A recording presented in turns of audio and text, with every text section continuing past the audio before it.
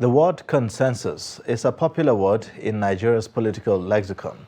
It has to do with a unanimous agreement of a people to be united for a common or shared interest. With Nigeria being a heterogeneous country, the inability to manage diversity has always been a barrier for its citizens to take decisions in the overall interest of national development. As the country approaches the 2023 general elections, the recruitment process of leadership, which is paramount to good governance, is again threatened by money politics, ethno-religious considerations, undemocratic tendencies, among others. On Dateline today, we ask the question, what is standing in the way of Nigerians in fostering national consensus on the kind of leadership the country deserves? Welcome to the program. I am Ayuba Ilya. Thank you for joining.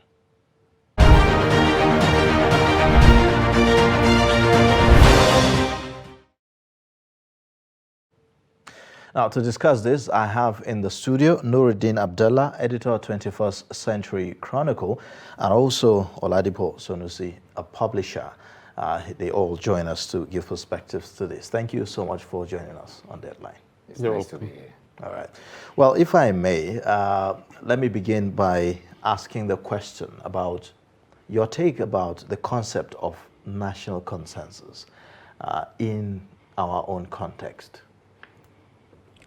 So, like you rightly mentioned, it is part of our political lexicon in the last, let's say, 60 years after independence. But there is actually a national consensus, which is a byproduct of elite consensus, because when you say national consensus, the intellectuals from various sectors, they can be politicians, they can be technocrats, they can be businessmen, should come and agree on certain issues that will advance the cause of the commonwealth of the people. But unfortunately, those who should be responsible for doing that, they have changed the concept. We see it elsewhere. There is indeed a national consensus, but certainly not to advance the cause of the people. Yeah, so in that sense, would we call it a national consensus? Is it more, because what you're saying seemed to me like more of elite consensus? Yes, you have to have elite consensus before national consensus, you understand. The elite are the vanguards, you understand. Political elite. Political elite, they are linked with business elites and all other segments of the, with even religious elites. They are one and the same. So unfortunately, the consensus they have designed, for the country is not for national development, like you mentioned. Mr. Oladipo, your own take. Does Nigeria have any national consensus, really? In the context that you are asking, I would say no. But Nigeria itself is a product of a consensus. Pre-independence era, even our Independence Day was a product of a consensus. Because if you trace it from the motion moved by the late Anthony Enahoro in 1953, asking for Nigeria's independence to be in 1956. Don't forget that the late Sardauna of Sokoto in the National House of Representatives said no. That rather than having in 1956, that in 1956 should be replaced with as soon as practicable.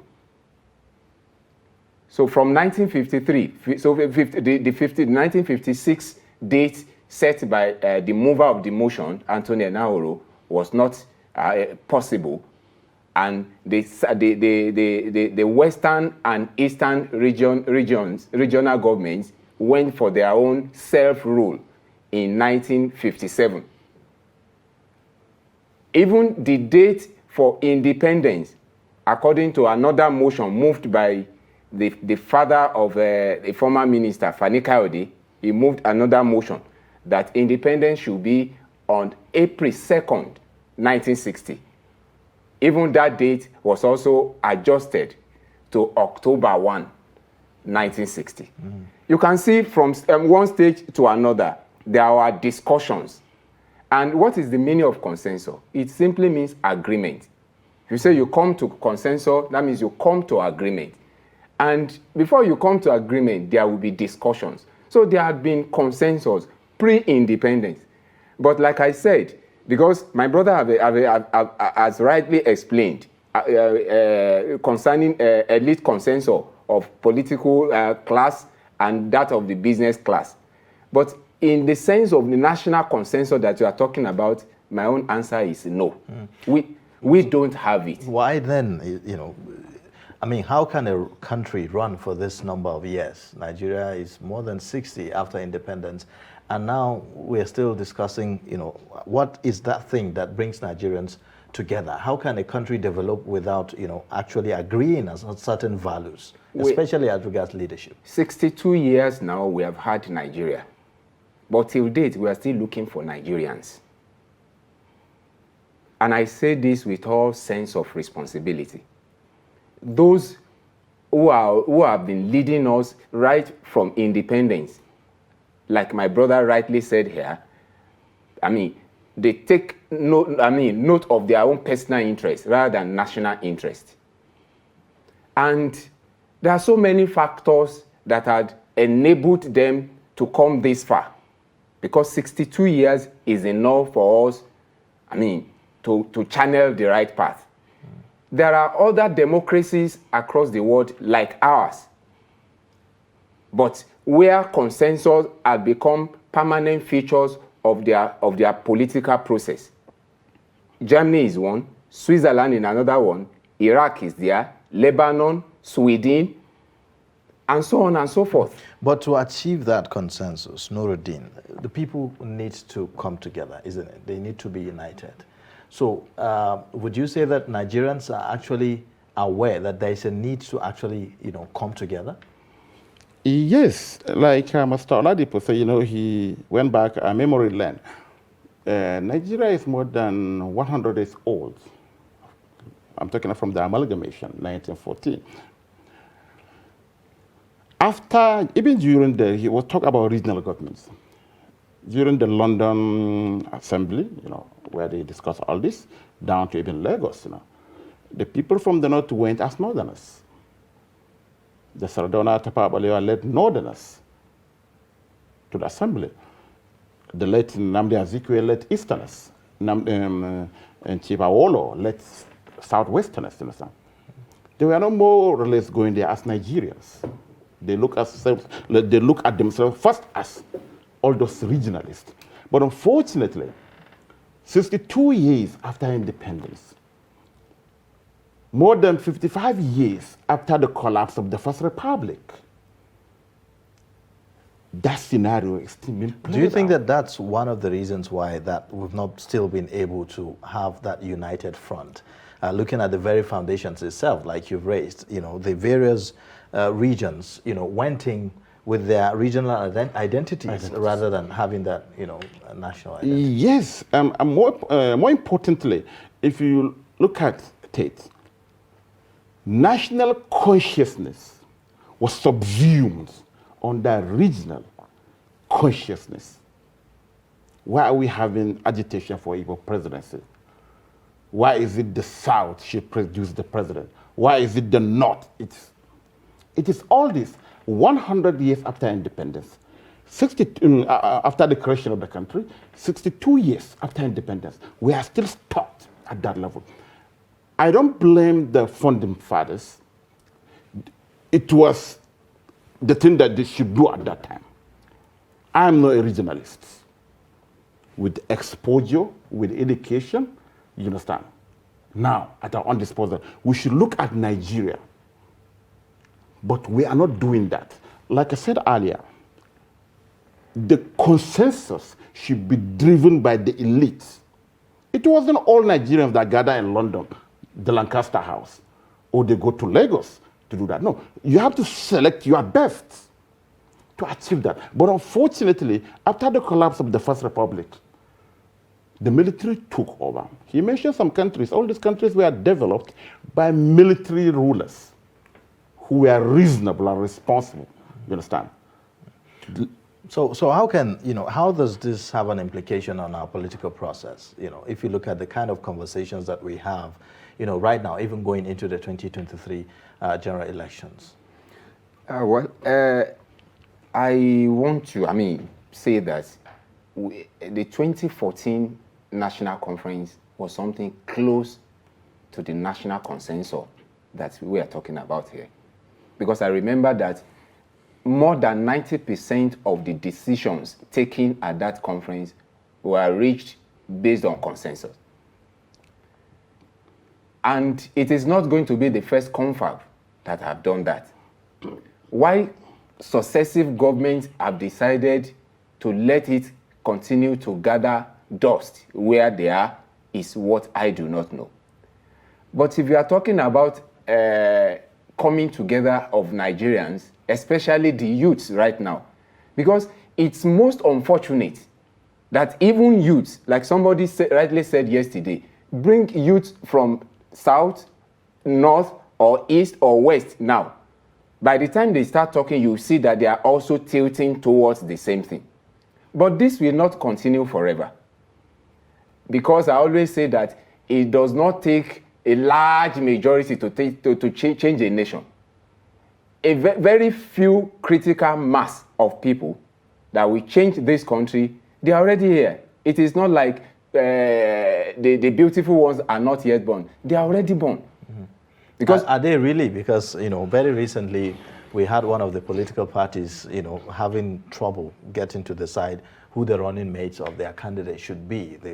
The concept of Muslim ticket, made the media, a buzz, for quite a while. And till now, I'm sure that issue is still not settled. So when you look at those kind of conversations, do we really have those people? If you remember the answers, I hate to use it as my example because there are so many things that were not handled well. But it still stands out in the history of Nigeria.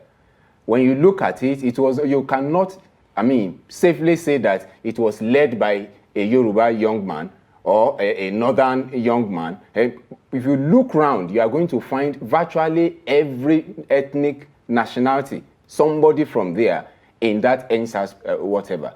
But unfortunately, they failed, because like I always say it, even many of them will not want to agree with me, they failed to ensure that the end result justify all the effort they put into it. We have never seen anything like that in this country. And no one, perhaps maybe 2-3 years ago, who could have been able to predict that a deluge of activity like that will come upon Nigeria, and it will be like that. See people gather, they create a different community within a community. Now, at least on the part of the people, Nigerians as a whole, there's some level of consensus when it comes to the experiences that all Nigerians face today.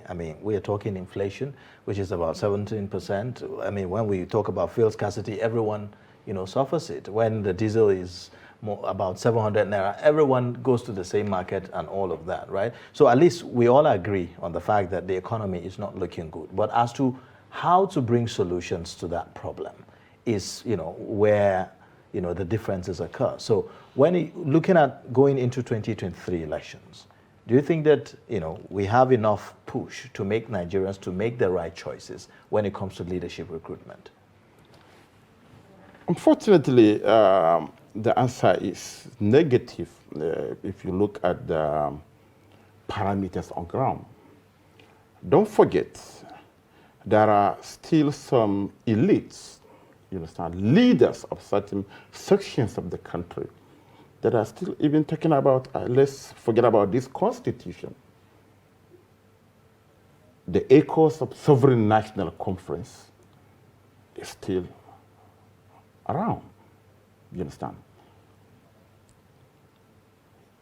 Religious consideration, like you mentioned, ethnic considerations. It's unfortunate that people rise to that peak in civil service, in the military, after retirement. They retire back to their cocoons and become communal or religious warriors. Like I said, they subsume national consciousness into their ethnic, regional, or religious consciousness, which is bad for the country. Look at it now.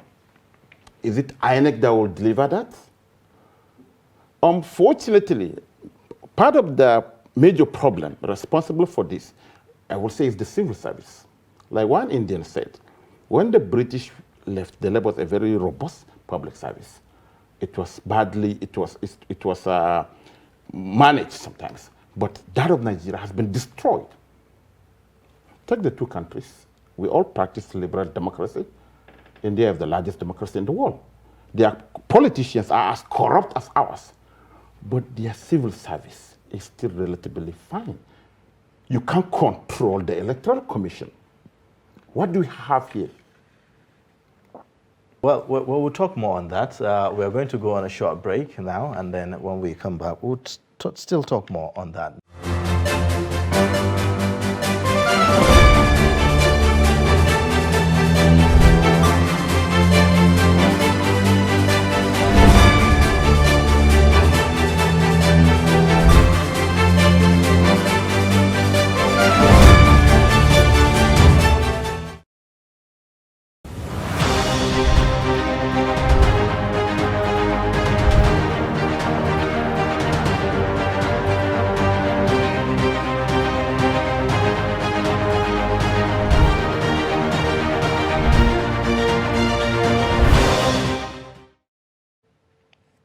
All right, thank you for staying. If you're just joining, you're watching Deadline. And here we have in the studio Nuruddin Abdallah, editor 21st Century Chronicle, and also Oladipo Sanusi, a publisher, both joining me to talk about the building of national consensus in Nigeria. In talking about education, there are certain institutions that are supposed to take responsibility in championing this, demonstrating unity, the media, the politicians, religious leaders, and some of these institutions. But right now, it doesn't look like these institutions are helping.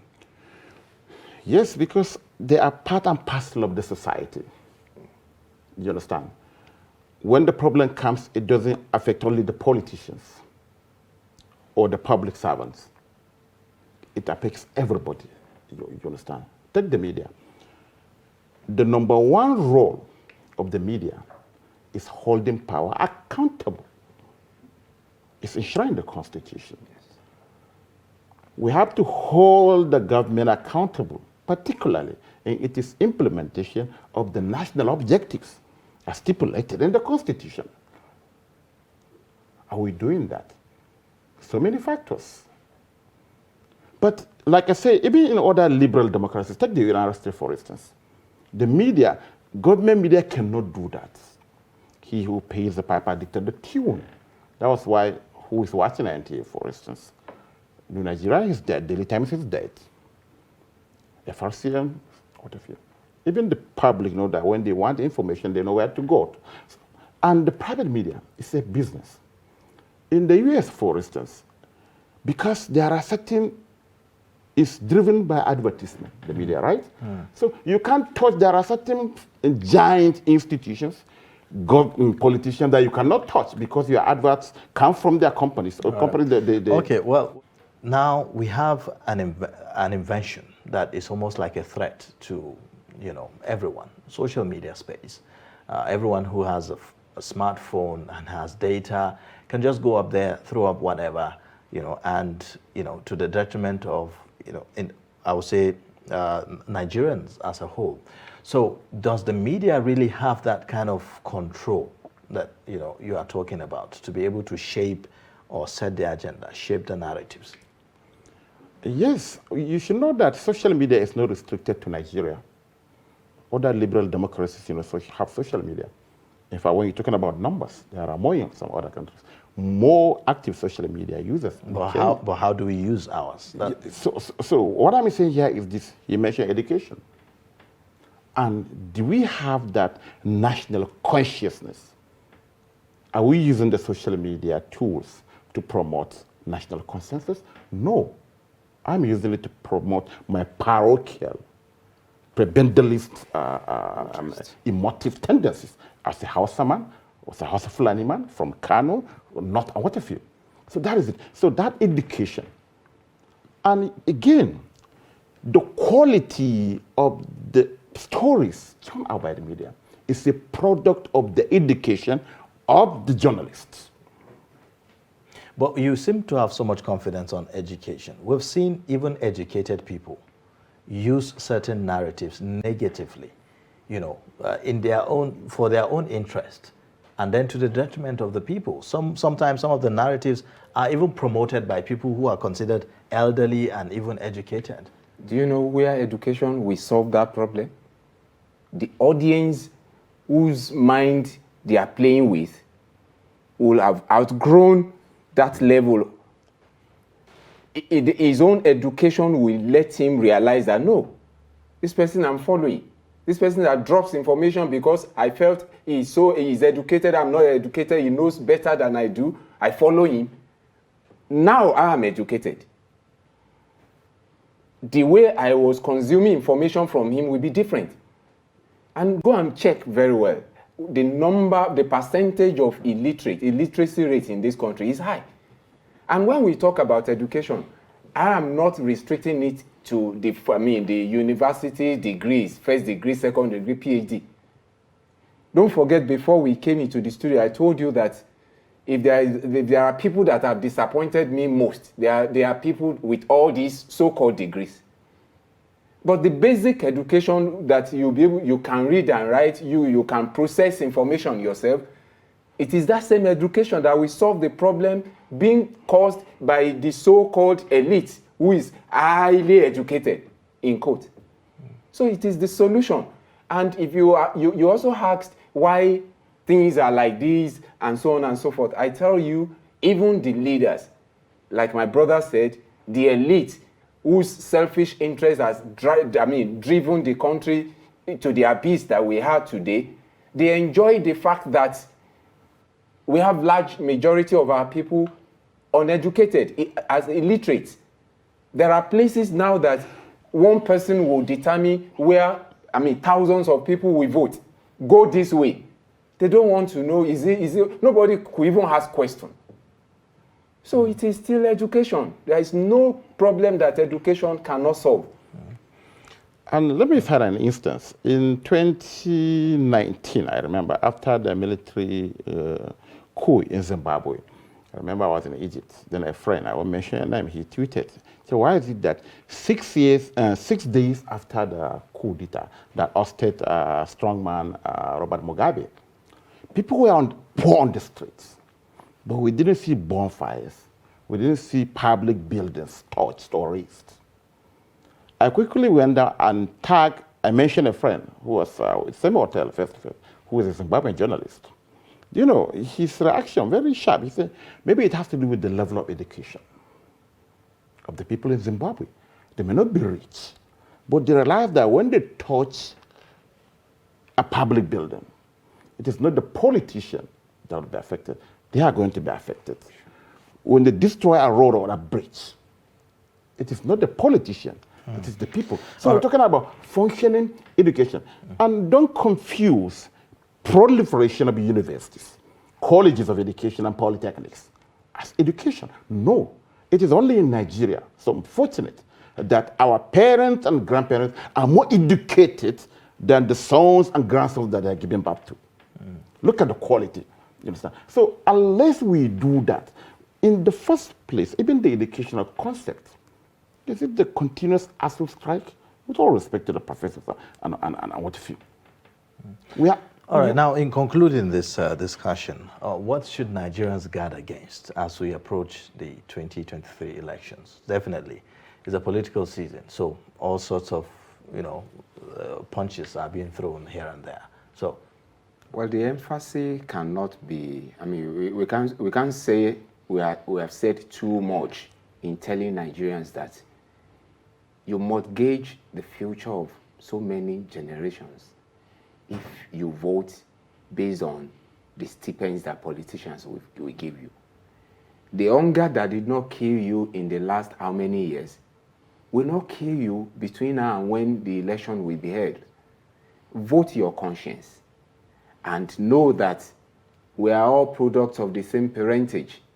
Whether you are Yoruba, Igbo, Hausa, or what have you, these people up there don't see themselves as such. Most of them are members of the same board of companies. They run businesses together. It is for their selfish interest that they play up most of these our fault lines. That's my advice for Nigerians. All right. In my own case, I think we should just one thing. Know that if the country is up in flames, the elites, they can be Yorubas, they can be Igbos, they can be Hausas, they can be Bagis, they can be Fulanis or Kanuris. They have alternatives. They own houses abroad. It's just to drive to the airport and leave the country. What of you and me? Again, if there is, for instance, based on religious tendencies and what have you, there is crisis and what have you. Places in the urban slums are those affected, not the GRS. Nobody will go on a destruction spree in Lekki or Banana Island. Nobody will go to Maitama. Nobody will go to Asokoro. It will just be in Gariki or the slums, destroying the sources of livelihood of poor Nigerians, you understand? So we should have that, like you said, in our consciousness. So when you are voting, vote for somebody that will guarantee peace, security, and what have you. We should not make the mistakes we have made in the past. All right. Well, thank you so much, gentlemen, for joining us on the program. We really appreciate having you around. We look forward to having you again. Thank you very much. Yes. My guests have been Nuruddin Abdallah, editor, 21st Century Chronicle, and also Oladipo Sanusi, who is also a publisher and journalist himself.